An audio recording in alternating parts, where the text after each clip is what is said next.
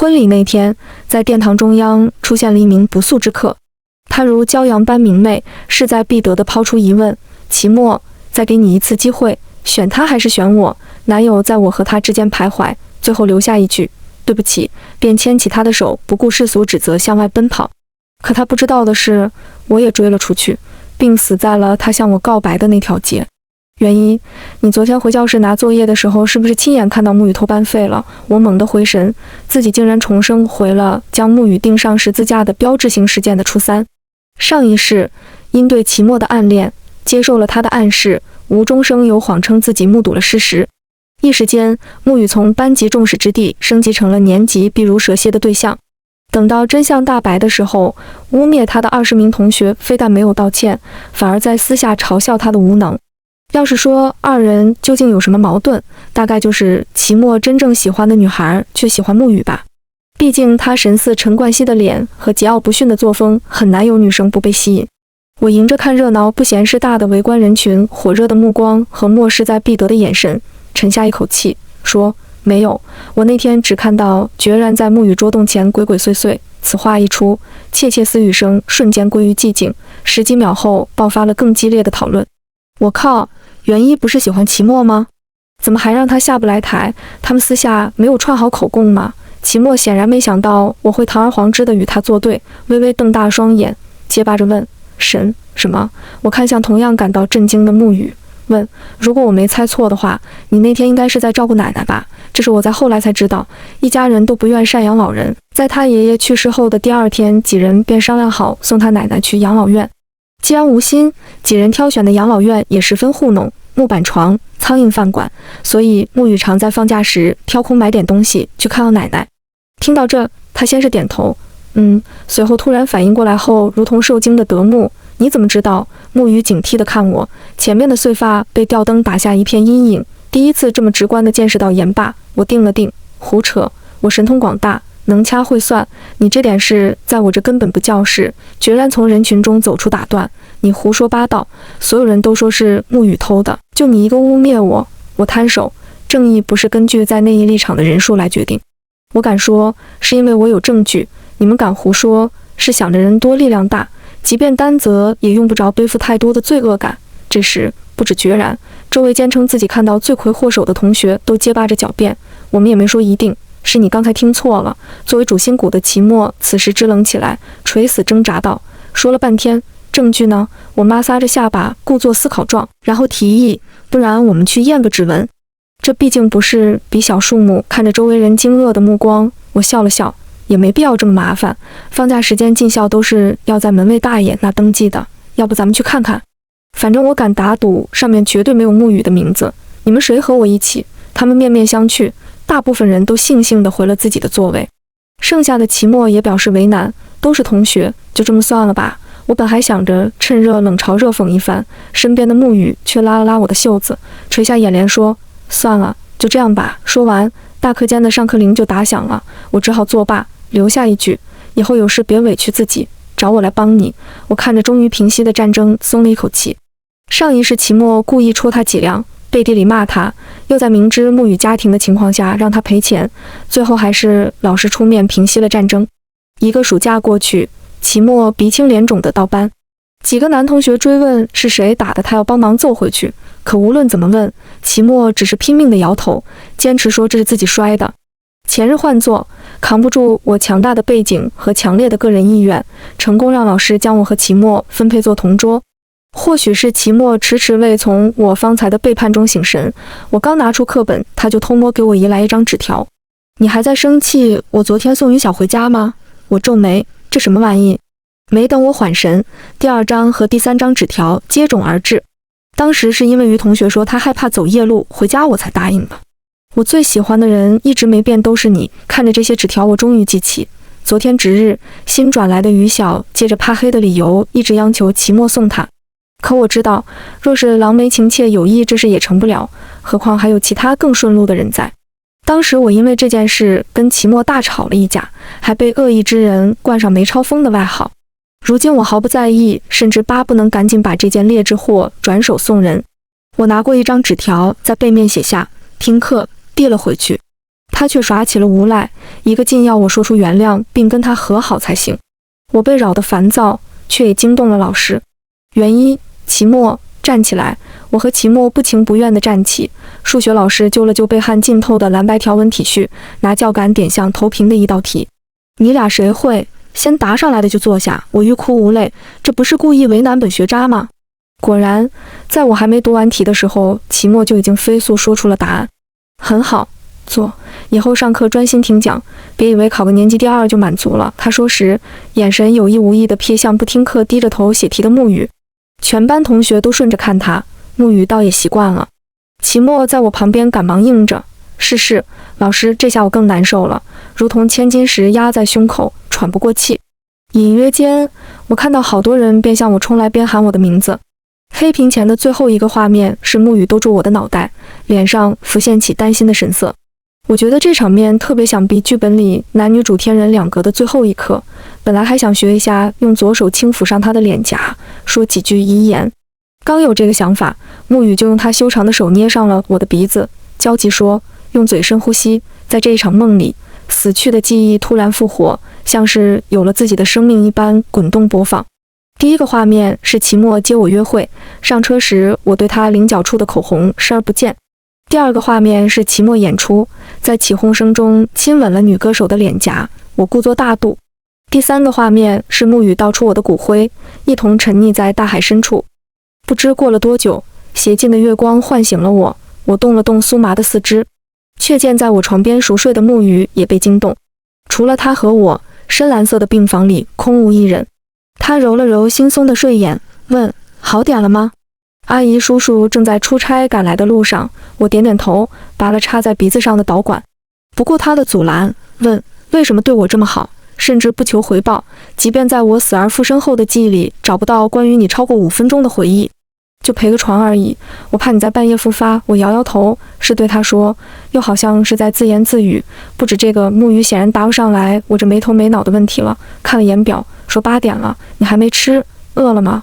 我也顺应的想到沐雨肯定也没吃，随后从校服裤里掏出了100块钱放到他手里，对视上他星星般的眼睛说，40个馄饨，麻烦你啦。一时间沐雨都忘了拒绝，瞪大了眼睛，40个。我点头，分2个碗装，都装在一起容易坨。他紧蹙着眉毛点点头，直到出了病房都在纳闷我怎么会吃40个馄饨。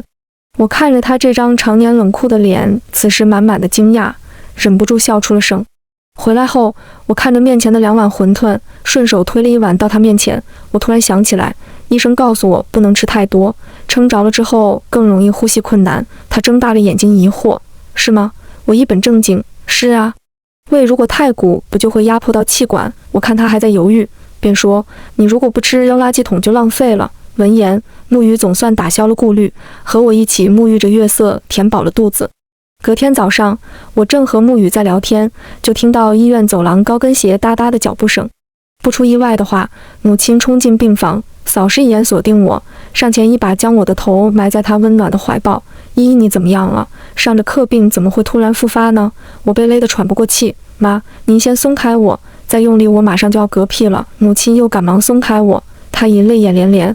我从床头柜抽了2张纸，无奈地擦去她脸上的泪痕，说，就是个意外，天时地利人和，我这发病机制就被启动了。我爸这是发话，看向沐雨，问道，这位同学，你是？叔叔，我是袁一同学。听着这简洁的回答，我灵光一闪，补充道，他是沐雨，我同学。这一天都是他陪床，给我买饭，上次下雨也是他把唯一的伞给了我。我爸妈听完，在看向沐雨的眼神中添了些不一样的情感。沐雨不好意思地挠挠头。先是我爸开口，小同学，这些天谢谢你照顾我们家袁一，我这有张支票，你看，我扶额。赶紧将这交易式的对话打断，爸，同学对我的关怀是能用金钱衡量的吗？我爸一怔，很快反应过来，笑了笑，说，不好意思啊，小同学，这几天生意上是太多了，一时没反应过来。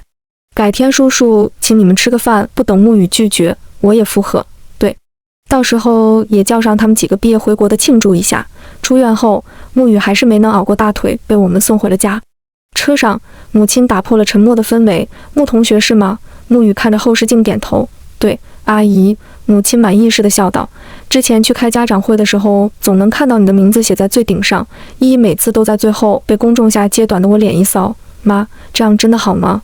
父亲也从后视镜看过来，赶考这点分，还怕说下次总分超过2位数，我们就谢天谢地了。我竟无言以对。沐雨却突然说，袁同学其实很有天赋，上个学期的作文大赛还获得了1等奖。我爸妈显然有些意外，对沐雨说，你是第一个说他有天赋的呢，之前请的好几个家教都被一一气走，还跟我们说让他换条赛道。我对这冷不丁的揭短行为已经见怪不怪，只能尴尬地扣着车垫。沐雨依旧稳定发挥，说那个奖很难得的，只要再认真一点，他一定会更加优秀的。我感激地看向他，沐雨此时又恢复了冷漠，极其小声说，之前你帮了我，我也帮你一次，别多想。车子在狭窄的过道内艰难地行驶，沐雨说，叔叔，就到这吧，再近就出不来了。父亲看了眼前面越发崎岖的小道，只好作罢，说，好，下车注意安全。沐雨林走进拐角时，突然想起来什么似的，回头摆摆手，见状我也摁下车窗，大力摆手向沐雨，喊着明天见。沐雨笑了笑，犹如河道上裂开的浮冰，转身进了单元。回家的路上，母亲不经意地提起，这么快就变心了？之前不还追着一个叫齐墨的孩子不放吗？我闻言羞愧难当，含糊其辞，他不好，我就不喜欢了。而且我跟沐雨同学只是很好的朋友。母亲用一种洞察一切的表情，意味深长地说，说者无心，听者有意。我看那孩子倒是执着的性格，如果真是你说的那样，就跟人家保持距离，不要对谁都大大咧咧的。我点头，我知道了。中考前期，老师让我们自主复习。沐雨的同桌参加竞赛，已经报送高中，我也就借着学习的理由坐到了他的旁边。第2节晚自习，我紧张地把刚做完的沐雨给我圈出来的做完的题缓慢地移给沐雨。他做题的手顿住，拿过我的试卷，先是看了我一眼，嘴角上扬，这么没自信。我看了眼5道题用完的5张密密麻麻的草稿纸，故作坚强道，没，你先看吧。他对着答案仔细地对着每一个步骤。忽然门口传来敲门声，沐雨，后老师找你。沐雨提起速度，把最后的1道题批完给我，说，全对，很不错，继续加油。我老实的点头。他走得匆忙，不忘激励似的摸了一把我的头顶。我听见有几个捕捉到这一画面的同学小声议论，你看他脸都红了，2人肯定有一腿。我摸上自己的脸，确实和我保温杯里的热水没什么差别了。这句表扬使我不曾拥有的信念感升起，更加卖力地做着题，简直到了忘我的境地。做着做着，落笔在纸上却不受控制地滑向一边。没等我反应，教室突然黑暗，不知是谁喊了一句，地震了，快跑！所有人尖叫着向外跑去。不一会，教室里就归于了寂静，只剩下窗外昆虫振翅和蝉鸣声。我有点慌，走得更急。夜盲症迫使我摸索着前进，摸到门框时，却突然撞进了坚硬的胸膛，下意识的后退，一只胳膊在这时揽住我踉跄的步伐。清爽的肥皂香被我吸入鼻尖，我疑问道：“沐雨。”他嗯了一声，转身拉住了我的手腕。我本来想问他怎么不从办公室直接去操场，就听到他紧张地说：“你有夜盲症，跟着我走。”我老实地跟在他身后，总觉得面前这个坚定的背影似曾相识。操场上的人乌泱泱的，见我来，齐墨赶忙上前，故作关心道：“你怎么这么慢？我都快担心死你了。”有一道女声：“是啊，我们都很担心你。”我打量了一下2人关切的面具，又瞥见了2人紧挨的肩膀，冷漠道：“我有病。”他也许以为我指的是哮喘，或是想展示自己的大男子主义，又拍拍胸脯说：“下次你叫我扶你走。”沐雨见这幕，垂下眼帘，转身欲走。我拉住沐雨说：“干嘛去？这边走。”操场上有一面被蔷薇爬满，这个季节还有点点萤火飞过身侧。我接住一片花瓣，问道：“你中考完了要去一中吧？”他抿了抿唇，说：“应该吧。你去哪？”我想起上一世回道：“我这个成绩去不了特别好的，应该是国际高中吧。”他也点点头，许久无言。意识到气氛的凝固，我继续道：“你以后的理想是什么？”沐雨迎着微风道：“维护正义，国泰民安。”中考结束，我约着沐雨一块来新开的电玩城。我用庞大的财力换了1桶金币，然后对抓娃娃机里的芭比一见钟情。沐雨对哪个兴趣都不大，并且在狂热 DJ 音乐中冷淡评价说：“这都是幼稚的游戏，可抵不过我喜欢啊。”1个下午，我的专一终于打动了沐雨。他拿过我手里的金币，念了一句笨蛋，转而抓起摇杆。看着他轻而易举拿到我用1桶金币都没能抓住的娃娃，我暂时将他奉为偶像。接着，凭借不用白不用的想法，我每一个想要的东西他都精准打击。对于抓娃娃和推金子这类游戏，他告诉我都是有漏洞和技巧的，仔细看几遍就知道了。但在接下来的几次，我显然没有领悟到这句话的精髓，但是我身边有能百发百中的人啊。直到月亮高挂，我们满载而归。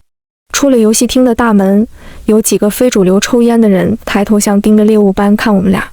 其中走在最前面的人眯眼吐了一口烟，指我道：“你走。”他又指沐雨，眼神露出凶狠：“你留下，临阵逃脱非好汉。”我借着一股劲伸手拦在沐雨身前。法治社会，要钱管够，要命没有。纹身大哥不屑地笑了，我听见身后也传来一声轻笑，于是我转过脑袋，眼神却紧盯着前面。你先别笑，快跑，我来殿后。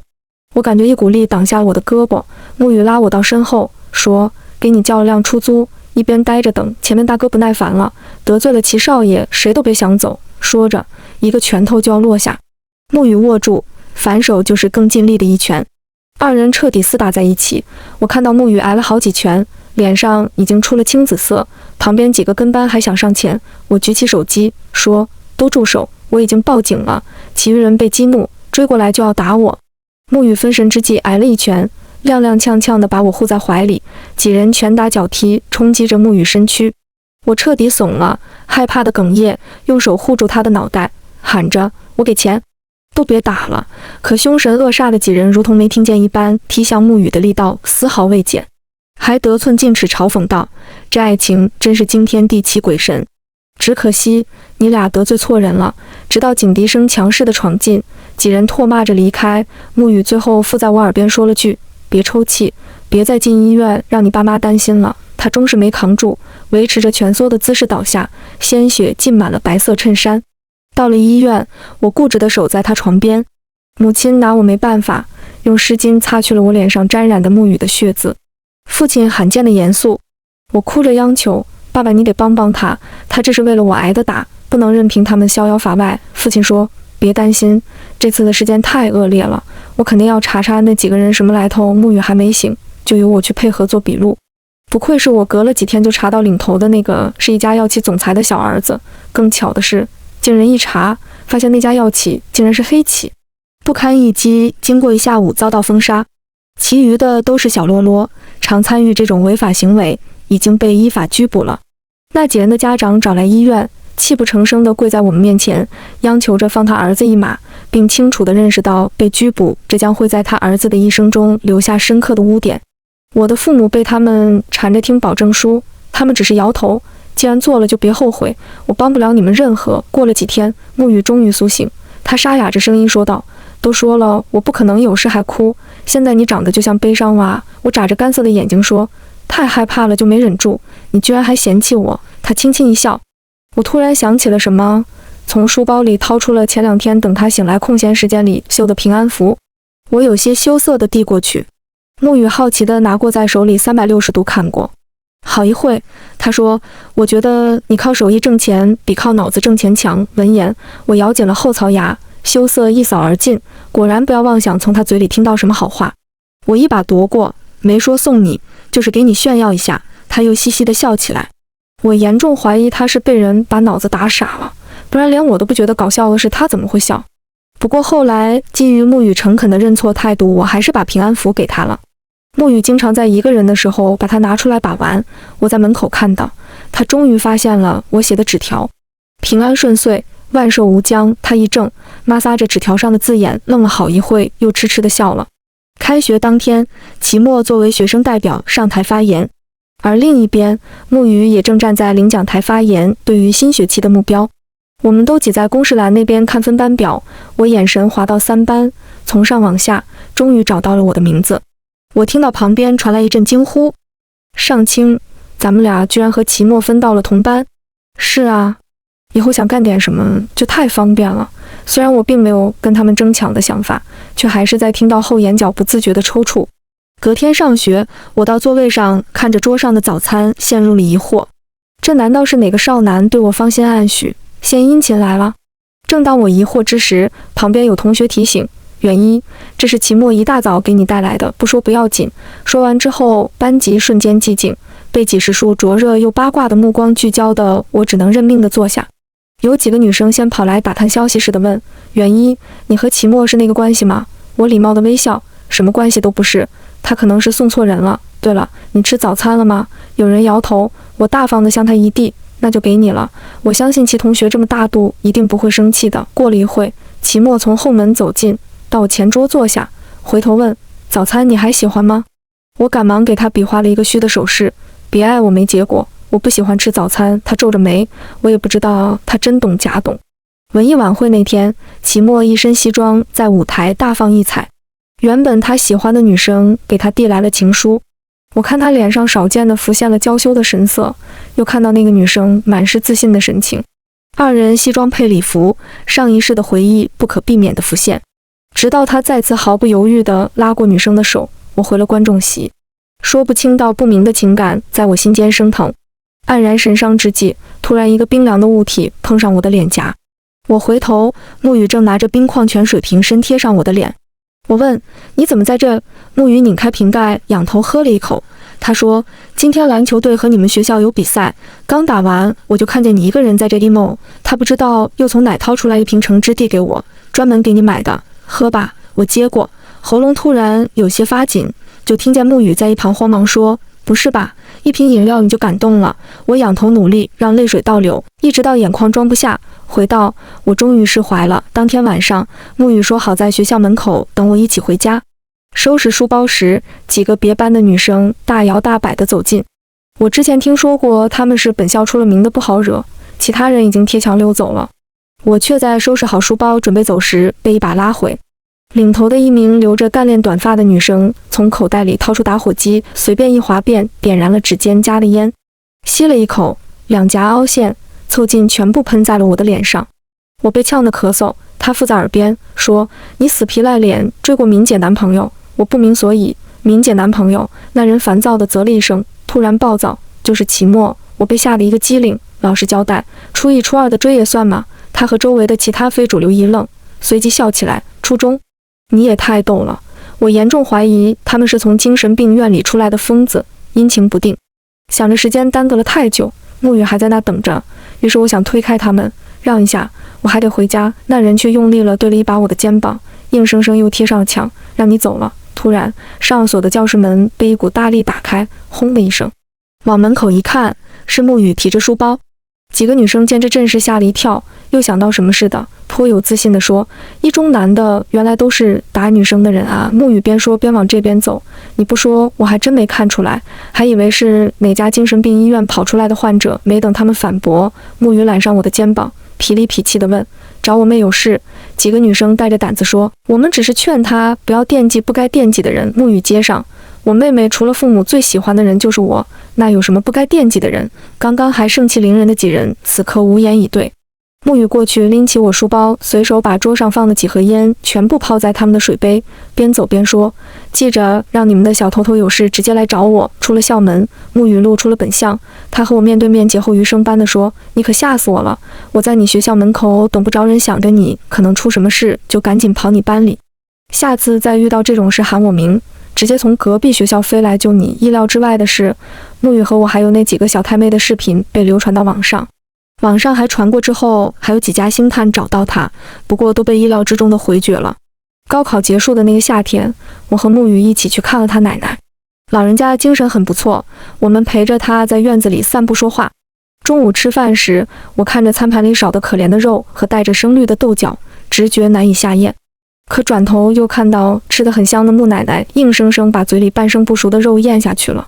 临走时，穆奶奶牵着我和沐雨的手，万般不舍，以后都要好好的生活。我也回握过去，会的。走后当晚，穆奶奶去世的噩耗传来。那晚是我第一次见到沐雨颓丧到即将变成碎片的样子。法医诊断是安眠药自杀。我突然想起曾在穆奶奶床头看见过药瓶，可当我伸手去拿时，穆奶奶却抢先一步。她盯着瓶身，笑着说：年纪大了，不吃就睡不着。穆奶奶表现得太过乐观知足，以至于我都忘了她到底在经历什么。之后的一段时间，沐雨被家产撕扯得脱不开身。因为他的奶奶将所有的钱全部留给了沐雨。出殡那天，我怎么打电话都是无人接听。我来到市区最大最繁华的墓区，果然在一处碑前发现了跪着的沐雨。那天下着倾盆大雨，天是黑色的，我撑着一把伞到沐雨身边。我试图安慰，却不知从何说起，只能拥抱着他。我感受到他的手臂逐渐收紧，埋在我的颈间，沙哑着声音：为什么我没有早点发现？我安慰似的抚上他单薄的脊背，轻声道：记得穆奶奶最后的愿望吗？她希望你好好生活。在开学前几天，沐雨将奶奶给她的钱全部捐给了养老院，然后毫无牵挂地去警校做了预备警官。火车站，沐雨和我最后拥抱，说：别老等着我，这次遇事了别自己一个人憋着，记得叫警察。我笑了，一定。此后的许多年，我和沐雨的交流大多数靠写信。最后一次见面是在电视上的黑白照。我接过装着他的盒子，去到最美的山峰，完成了他最后的愿望。